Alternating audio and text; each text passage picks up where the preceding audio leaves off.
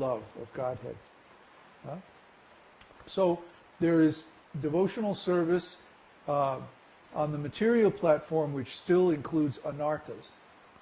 Then there's devotional service on the spiritual platform, which is pure, but still not mature.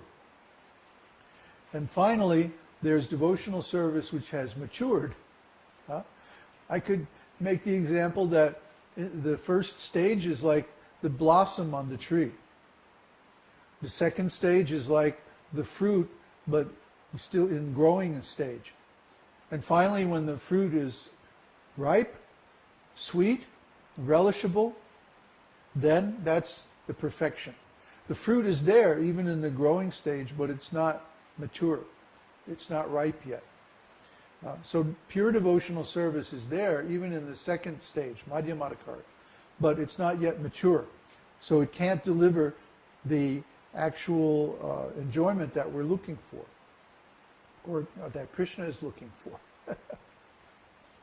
But when we reach that pure stage, then automatically the Lord appears and blesses us.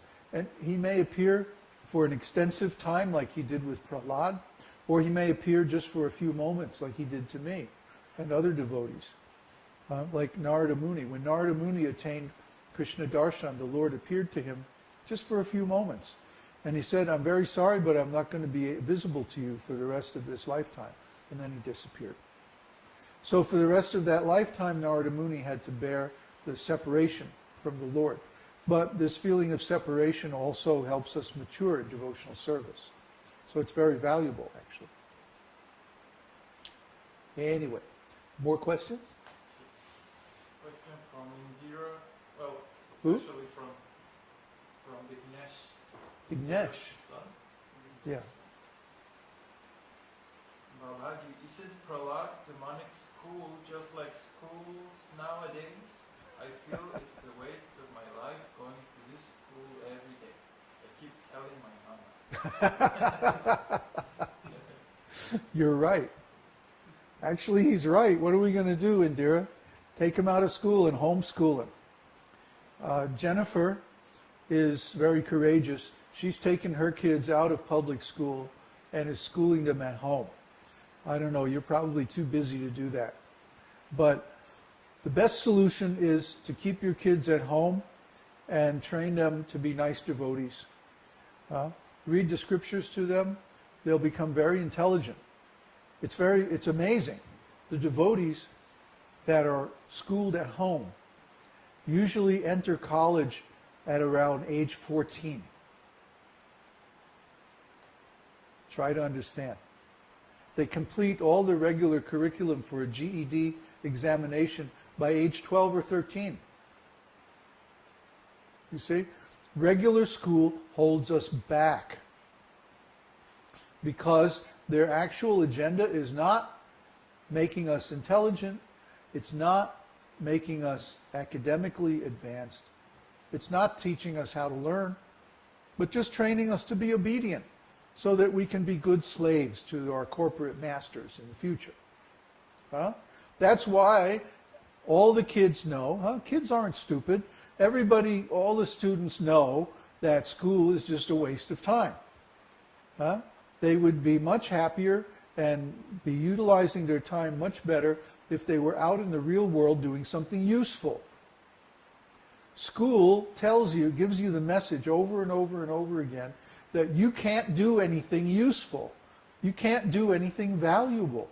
You can't make any contribution. And that's simply not true. It's a lie. So when we see kids that are brought up in natural circumstances, like these kids, Frank's kids. We have a friend here.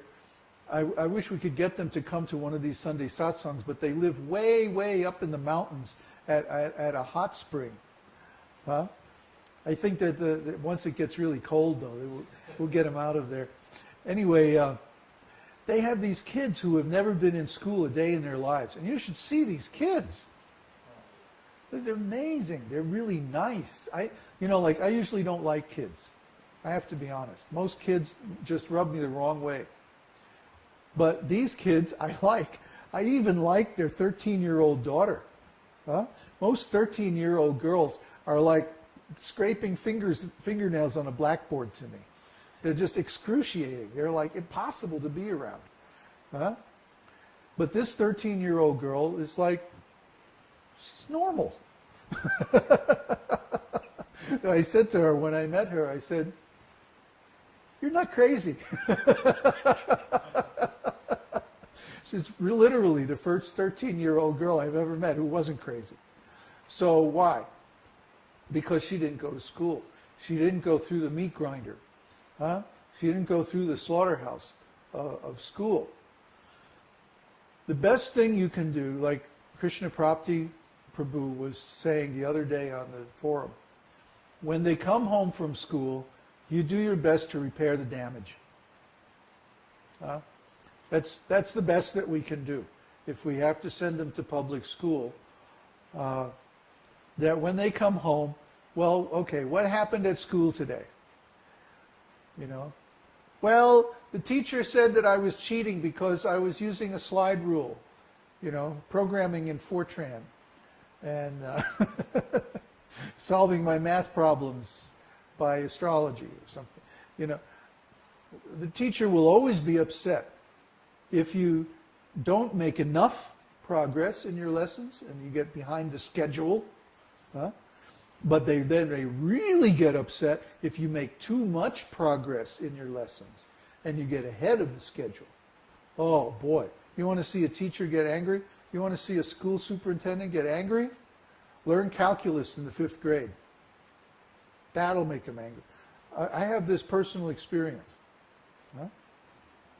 And then when I read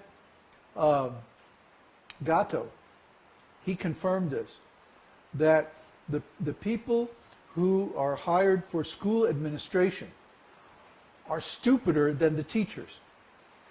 The teachers, school teachers, the rank of their occupation on the graduate record exam is something like 18th out of 20 or something. They're 18th by occupation. Out of 20 occupations, they're 18th. I think the only lower one is psychiatrists or something like that. But the school administrators don't even show up on the scale. It's like the school administrators are even stupider than the teachers on the GRE. So we can understand that this is a system that is programmed to produce failure. The bosses are stupider than the workers. Well, that's a very common thing, actually. But the people who design the educational system are very, very smart. They know what message they want to send to the students. And the message is, you're stupid, you're useless, this is a waste of time. Ask any kid, they'll tell you. This is the message that they get from school. Even at university, any level. Oh, yeah. Yeah. By the time you come out of university, everything that you learn, even in your graduate degree, is obsolete. Any graduate students there? Is Suresh, not Suresh. Marino, yes. Oh, Marino? He's a graduate student? Well, she said yes. Okay. So anyway, this is a fact. Why even bother? You know, it's better to educate yourself. At least then you'll learn how to learn. We have a course, our effective study course, that teaches you how to learn. And it's basically by defining words, terms, and symbols. You have to define them, and you have to have a consistent ontology, a background system of knowledge to understand the meaning of what you're reading. Then you can apply it. But that's a different subject, and I don't want to get into that right now. Take the Bhakta degree program, and you'll see for yourself. Okay, more questions?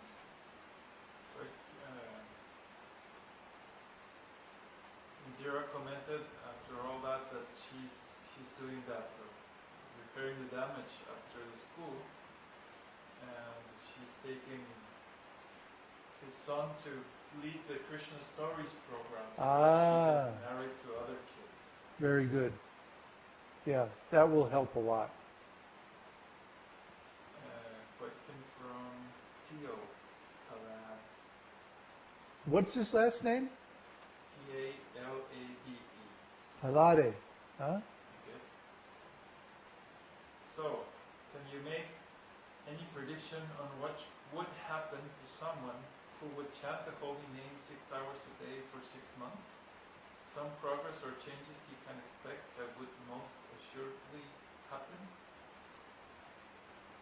Well, you're going to make a lot of advancement. But you have to start from where you are. You can't artificially start chanting the holy name for a long period every day